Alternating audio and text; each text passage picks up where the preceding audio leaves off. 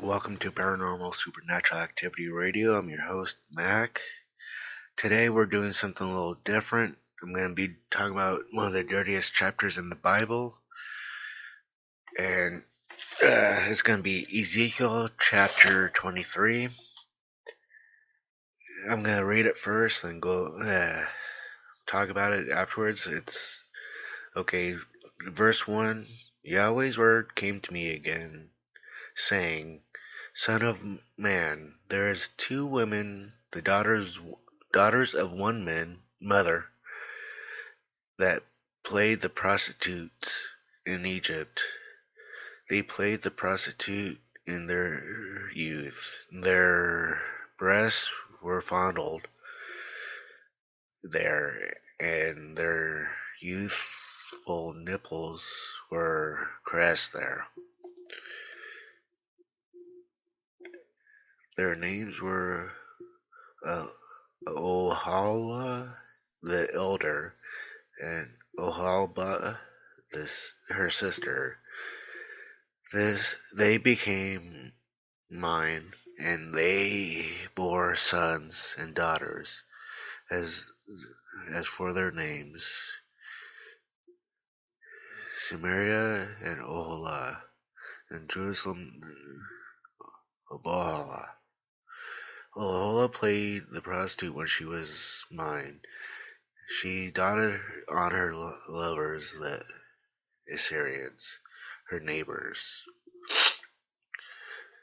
who were clothed in blue, governors and rulers, all of them desirable young men, horsemen riding on horses.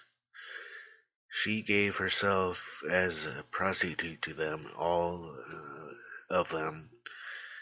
The choicest men of Assyria. She defiled herself with idols of whatever she lusted after. She hasn't left her prostitution since leaving Egypt. For her youth, they lay with her. They caressed her youthful nipples, and they poured out their prostitutions on her. There I delivered her into the hands of her lovers and into the hands of the Syrians on whom she doted. These uncovered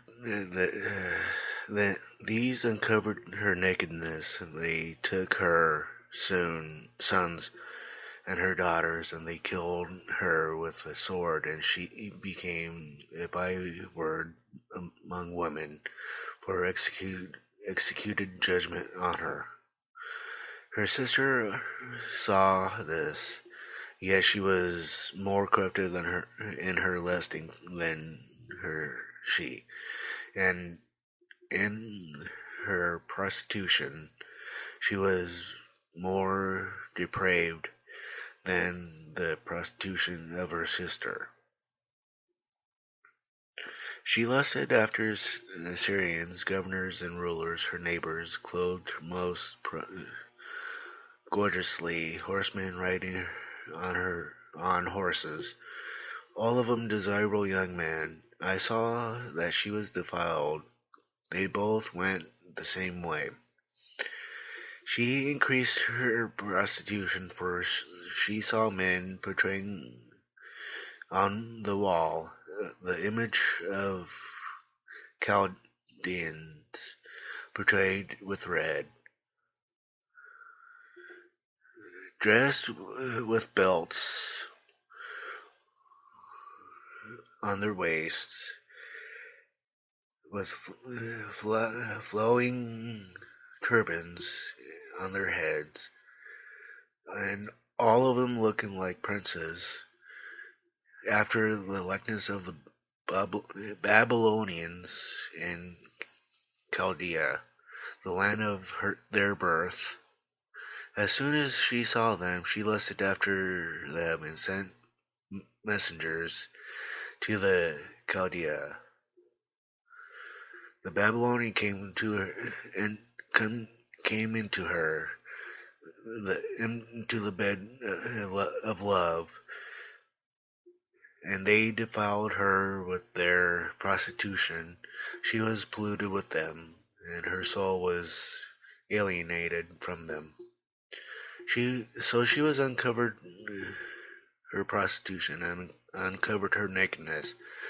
Then her soul was alienated from her, just like my soul was alienated from her sister. Yet she multiplied in her prostitution, remembering the days of her youth, which she had played the prostitute in the land of Egypt. She lusted after her lovers, whose flesh is as the flesh of donkeys, and whose issue is like the issue of horses. Thus you called into memory the lewdness of your youth, and the caressing of your nipples in Egypt, because of your youthful breasts. Therefore, Obadiah, thus says the Lord Yahweh, because I will rise against your lovers, against you, in whom your soul is alienated, and I'll bring them against you on every side. Okay, well, I'm going to stop there. It continues on to verse 49, but the one I want to focus on is verse 20, where it says, she lusted after their lovers, whose flesh was of the flesh of donkeys, and the issue is that of the issues of horses. Some translations say they had like the genitals of horses or donkeys and the emissions of semen of horses, which, yeah, that's kind of a lot, if you will. And I find it interesting. I seen one video of a woman on YouTube. I forgot her YouTube channel, whatever you want to call it.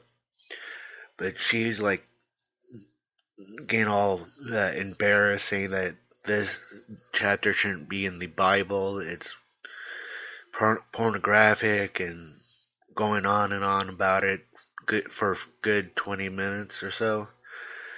And I find it amusing is like, okay, well, how about the whole entire book of Song of Solomon or Song of Songs is like, the whole thing is like a love story, talking about each other's bodies, stuff like that.